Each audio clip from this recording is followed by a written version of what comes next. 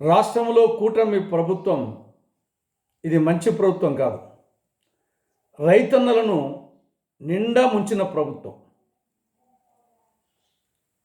గతంలో ఎన్నడూ లేని విధంగా రైతన్నల పరిస్థితి రాష్ట్రంలో చాలా దయనీయంగా తయారైంది. ఏ పంటకు గిట్టుబాటు ధర లభించడం లేదు. అరటి కానీ, చీనీ కానీ, నిమ్మ కానీ, మామిడి కానీ, ఉల్లి కానీ, టమోటా కానీ, పూలు కానీ, మిర్చి కానీ, పొగాకు కానీ, ఇలా ఏ పంటకు కూడా గిట్టుబాటు ధర లభించడం లేదు.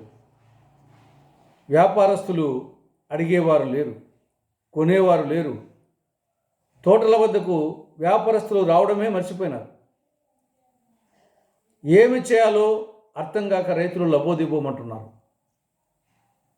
రాష్ట్ర ప్రభుత్వం పరిస్థితి చూద్దామా? నిమ్మకు నీరెత్తినట్లు ఉలుకు పలుకు లేకుండా ఉంది.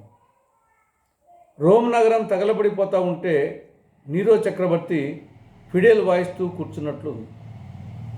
కేవలము మాటలు తప్ప చేతలు లేవు.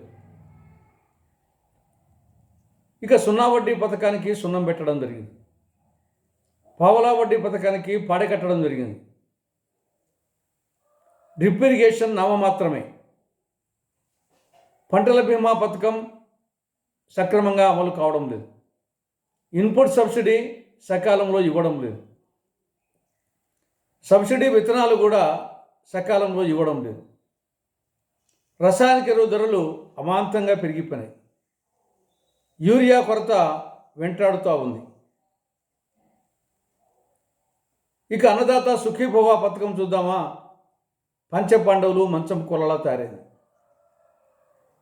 2024-25 ఆర్థిక సంవత్సరానికి పూర్తిగా అమలు కాలేదు. ఈ సంవత్సరం ప్రతి ఏడాది 20,000 రూపాయలు ఇస్తామని చెప్పి ఒకేసారి 6,000 కోత కోయడం జరిగింది.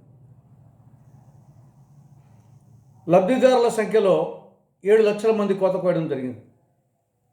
కౌలు రైతులకు ఈ అన్నదాత సుఖీభవ పథకం అమలు కావడం లేదు, అన్వయించడం లేదు. కానీ ఏ కోణంలో చూసినా రైతుల పరిస్థితి దయనీయంగా ఉంది.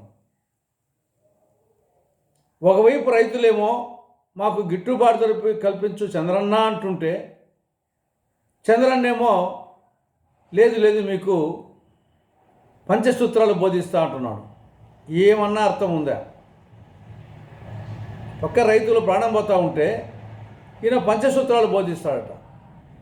కాబట్టి ఇప్పటికైనా రాష్ట్ర ప్రభుత్వం రైతుల శ్రేయస్సు కోసం నిర్మాణాత్మక నిర్దిష్ట కార్యక్రమాలు చేపట్టాలని కాంగ్రెస్ పార్టీ డిమాండ్ చేస్తూ ఉంది.